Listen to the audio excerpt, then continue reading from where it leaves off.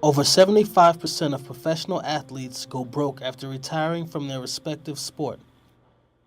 No other sport, however, has seen more of its high-profile stars go from riches to rags than boxing.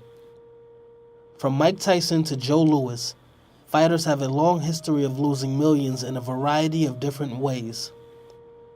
When such unfortunate circumstances hit, boxers seemingly have nowhere to turn. Ring 10 New York has been working to change that.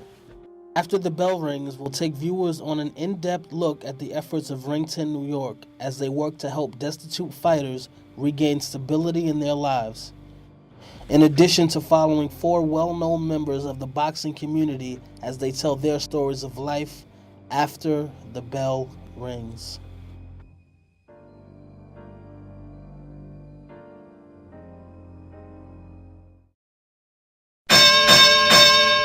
I want a good, clean fight. You put on our play Olympia. Obey my commands at all times, above all, protect yourselves at all times. Escúchame, cuídate, listos, let's go, vámonos.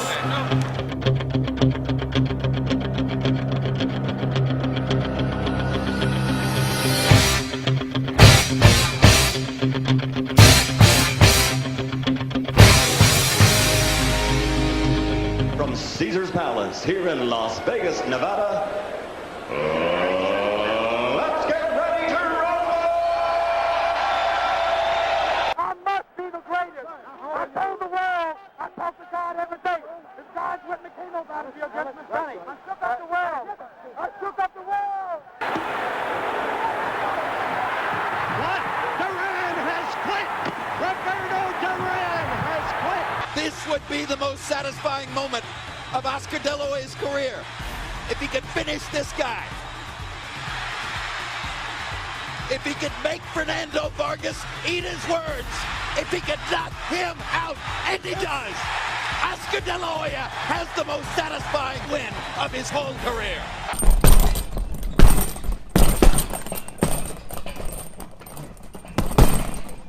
It was a long count. I don't know. Can he survive the third round? Richard Steele steps in. Hearns goes through the ropes. What a turnaround! It's over. Iran Barkley has upset Thomas Hearns here in the third round. And here's the new WBC middleweight champion. My name is Iran the Blade Barkley. I'm a 5-time world champion, the only man to beat Tommy Hearns twice. And new WBA light heavyweight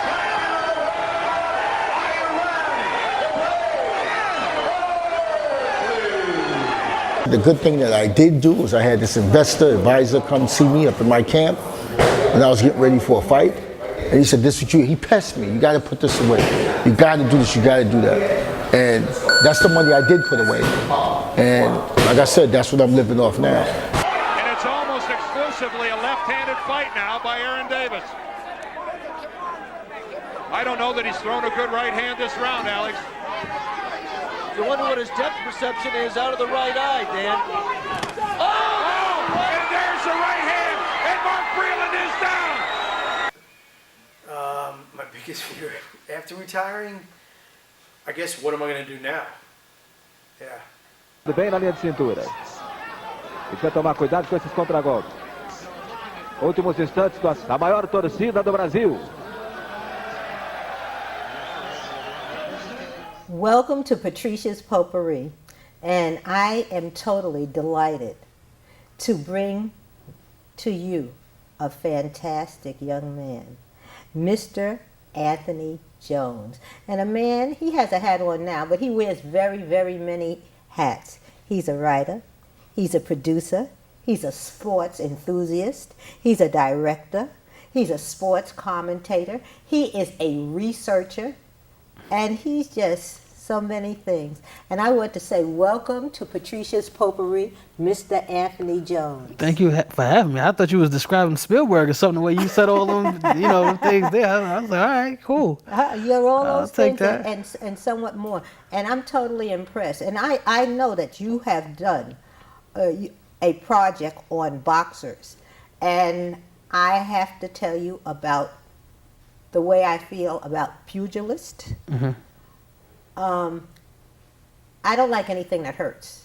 anything that physically hurts. And I always wondered about football players getting hurt and boxers getting hurt, and what would their life be like if they never had that experience, or when they had that experience. Could you tell me something about that venture that you're on now, Mr. Jones? Well, and you will actually really enjoy the documentary, because what we're trying to show in the documentary is the effects of a life of in the sport of boxing. We are focusing on four major players in boxing. A couple of them are retired, two retired boxing champions. I ran the Blade Barkley, who is a 5-time boxing champion. Aaron Superman Davis, who's a 2-time welterweight champion. Matt Farrago, who's also a retired boxer, and he is the founder and president of Ring 10 New York. And what they do is they help boxers that have fallen upon hard times. And then Harold Letterman, who, if you know anything about boxing, you know who Harold Letterman is. He is on HBO Boxing. He's the unofficial ring card judge now. They have the Letterman card that they play on pretty much every HBO fight. So, these guys have come together. And basically, I'm just going to tell their stories of, their time in the ring and what happened to these guys after the ring. And the reason that they all connect is because they're all together through Ring 10 New York, through this charity organization. I ran Barkley, who was, a pretty dominant fighter during this time. He was the only man to beat Tommy Hearns twice. So he made a couple of $1 million in his career, but by the time everything finished and that final bell, he was broke and living on the street. He was actually, at one point, he was staying in the subway, and the vice president of Ring 10 New York actually brought him into his home and let him stay in his home until he got back on his feet, and they helped him get back on his feet. They were working with Bronx Works, so they eventually helped him get an apartment, and they helped him get back on his feet. So he's, that's one. I ran Barkley, and then Aaron Davis. He's an example of one of the fighters that managed his money well. He has a boxing gym now right here in the Bronx, and he set enough money aside for himself that he's now living off the residuals of the fight purses that he won during his time in the ring. We had Matt Farrago, who I said is the president of Ring 10 New York, and again, he started the organization because he wanted to help these fighters, and they help guys as big as Riddick Bowe, who had made close to $60 million at one point in his career, and they stopped him from his house from being foreclosed on. There's fighters that they send groceries to, they send medicine to, so they really, are trying to help the fighters. And basically, these guys it's such a genuine group because they don't have an office. They meet up at this restaurant. It's off of Tremont, Italian restaurant. I can't think of the name right now, but they have their meetings there because they want all of the money to go to the fighters, so they have no overhead, and their goal is to be broke by the end of the year. I understand where nothing is absorbed in administrative. Exactly, they're not taking salaries, nothing. I love it. Tell me, please repeat the name of the organization again. Ring 10 New York. Renton, New York. Ring, like boxing ring? Oh, Rington, Ring New York. 10 New York, yes. Okay. Well, listen, I've got some stuff for you here. I bought a couple of gifts for you today. Okay. So we're gonna have a couple of things that we're going to be watching. I'm going to be honest with you. I took a little peek, a little preview, and I could believe something that something that I really didn't like before. I was totally involved and interested, and I want to see more. Mr. Director, may I see more of that, please? Of course. We put in these rings to earn money and to fight and make life better for ourselves. And when we get to that point, you just got to have the proper advice. I didn't have the proper business people back there in the 80s and 90s.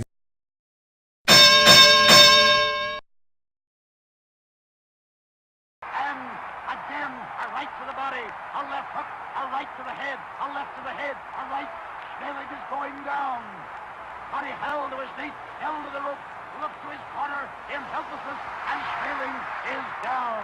Schmeling is down. The count is 4. And he's up. And Lewis, right and left to the head, a left to the jaw, a right to the head. And Donovan is watching carefully. Lewis measures him right to the body, a left hook to the jaw. And Schmeling is down. The count is 5, 6, 7, 8. The men are in the ring. The fight is over on a technical knockout.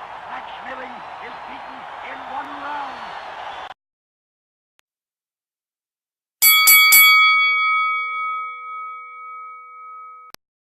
I enjoyed that clip so much. I wish I could have seen it again.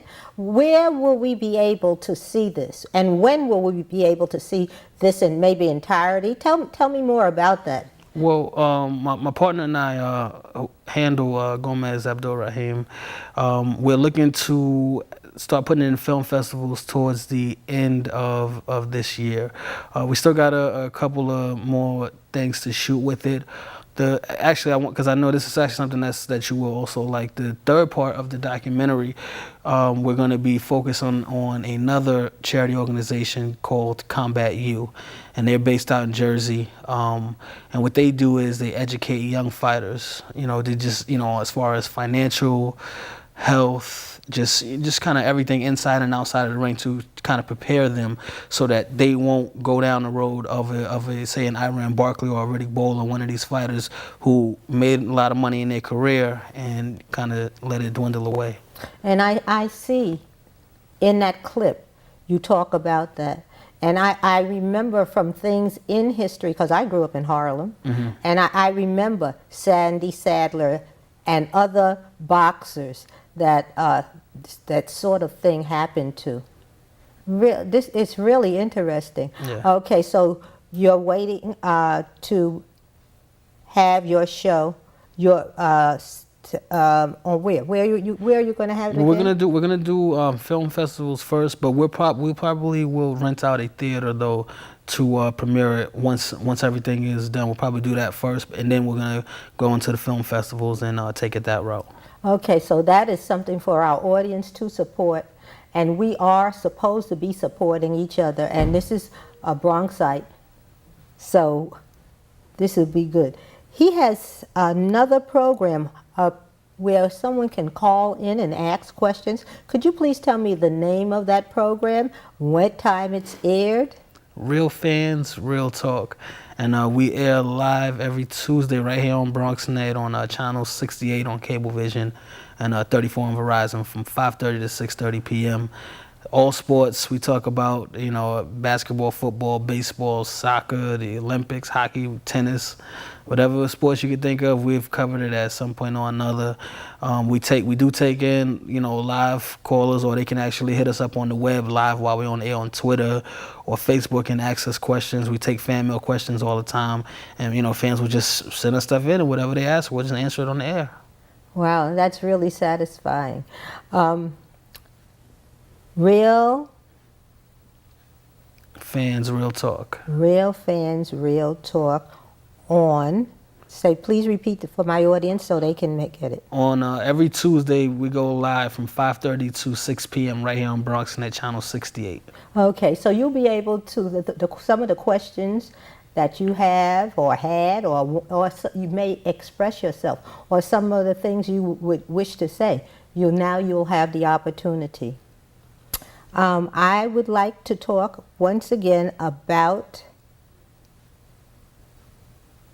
your new project, your newest project. What is your newest project? Well, now we have to go home now for me, because I have to go back to Brooklyn for this one, because this is where the heart is, in Brooklyn, where I'm from. And He's living in the Bronx now. I don't want you to think that I misspoke. Okay. Yes, I'm currently residing in the Bronx, but I am from Brooklyn, born and raised. So that's why this next project is so near and dear to me, because it focuses on the late, great, notorious B.I.G, Christopher Wallace, Biggie Smalls. And basically I'm working with his and Sean Puffy Combs' former bodyguard, Eugene Deal, and he's talking about everything that went on at Bad Boy from, I want to say, 92 to about 98, 99. So everything surrounding the death of Biggie Smalls. And Okay, now when you say Bad Boy, there might be. Bad Boy is a record label founded by Sean Puffy Combs in the early 90s, if you guys didn't know. And you mentioned Christopher Wallace of Brooklyn. Give me another name for him. Oh, he's got a couple. The Notorious B.I.G, Big Papa, Biggie Smalls. So he's got a couple aliases that he goes by. Okay, you're doing a special project that involves his name. Could you tell me something about that? Yeah, the name of the documentary is called Raw Deal, The Last Big Night. And the reason why we called it that is because there's a lot of mysteries and untold stories and, information that just was not given surrounding the death of the Notorious B.I.G. Well, the murder, I guess. The killer was never brought to justice. And, it's just a lot of things going on surrounding that story. And, myself and just fans of music, of Biggie Smalls, and just people in general that want to know what happened to this man, because to this day the killer has not been brought to justice. So this documentary is going to shed a little bit of light on that, on the killer, and why he wasn't brought to justice, and a couple other things that were going on around that time. Oh, and I said that you were also a researcher, and I know that you had to do a lot of research to get that information. What are some of the depths you had to go through to get some of that information? Well, we've been going through a lot of archival footage, some ABC stuff, NBC, as far as the actual coverage of the shooting. We go back, New York Times articles on different things, because one of the things that he speaks about in the documentary, and you're from Harlem, so you should know this, is the City College tragedy, the stampede. A couple of people were killed during a celebrity basketball game over there, so he talks about that. So, been having to go through a lot of archival footage, a lot of old newspapers, magazines to get some extra research for the documentary. That's absolutely fabulous.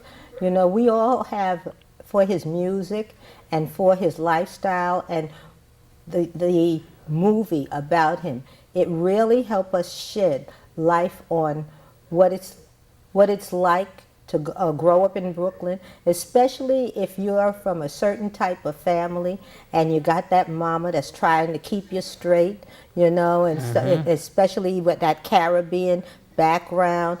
And I really appreciated that. I really appreciated that view and that peek into his life.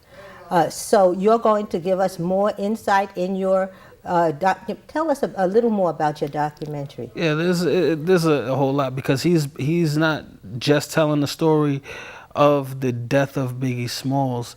He starts back, from how he first made his transition, because he's actually, the bodyguard is actually originally from St. Louis, Missouri.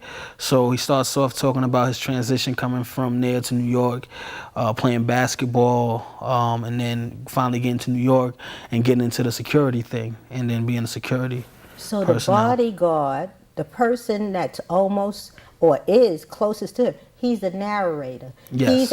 It's almost like a first-hand experience, because he is actually there to see most and do like a lot of the intervening. I like that. And he's the person who actually carried Biggie Smalls out of the truck into the hospital bed.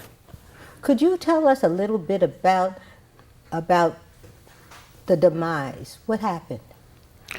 What? To your knowledge, because I know it's hard to say exactly. You know what? I'm gonna say this because I don't want to give too much away about the documentary, but it's a lot of situations that could have been avoided. I'll say that. If, certain individuals would have just listened to reasoning and listened to the warnings that they were getting, basically the notorious B.I.G. shouldn't even have been out in California at that time. He wasn't even supposed to be. He was actually supposed to be out in Europe during the time that he was out there. So just from that standpoint alone, he shouldn't have been out there, especially during that time. I mean, the murder of Tupac Shakur was just a year prior, and things were still hot. There was still the East Coast West Coast beef, even though a lot of it was hyped up through the media. But in the minds of the people who are from these places, a lot of times they get things in their head and they continue to run with it no matter what. Do you find that the media is incendiary? They do a lot of things that keep things going. You got to sell papers. And what sells papers is not the positive stories that sells the papers, it's the negative stories that sells the newspapers and the magazines and whatnot. So, of course, they're going to keep, going and putting fuel on the fire.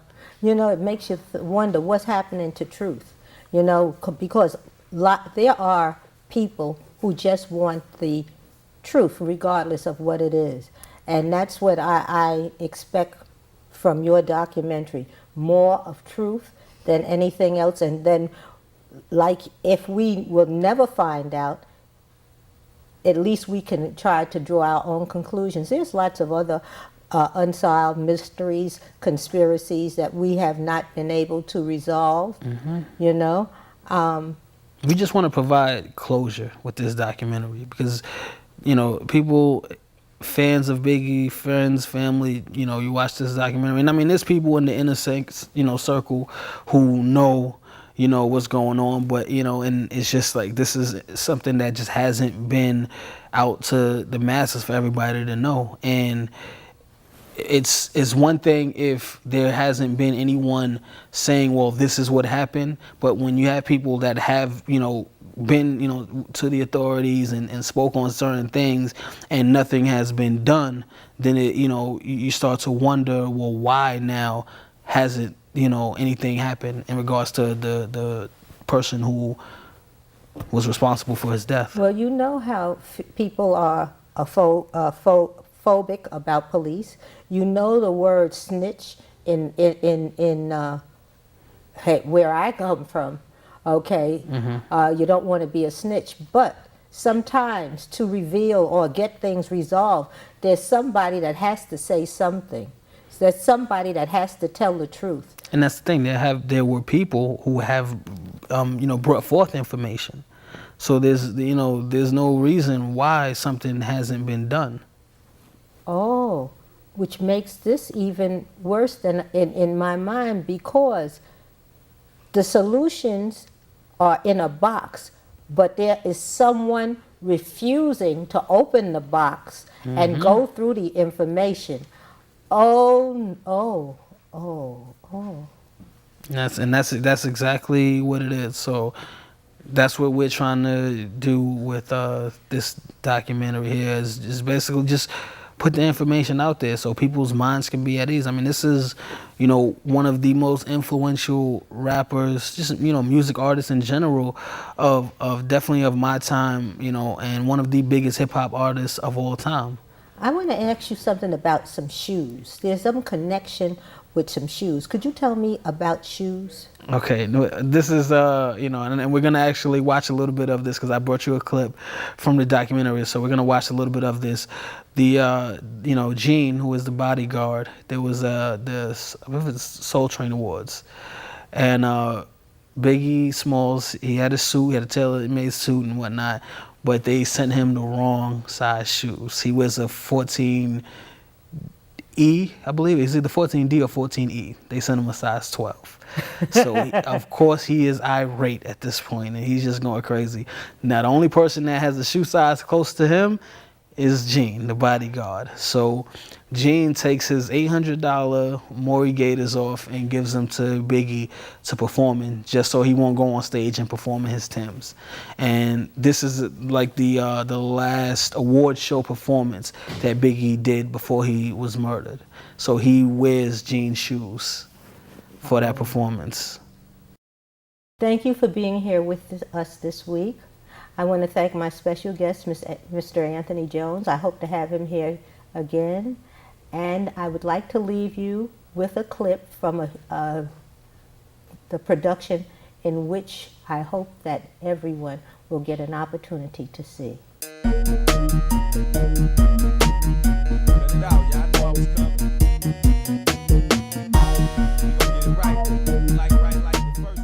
Big was going to perform at Soul Train, and 5001 had made his outfit, but they brought him some black loafers that were a size 12.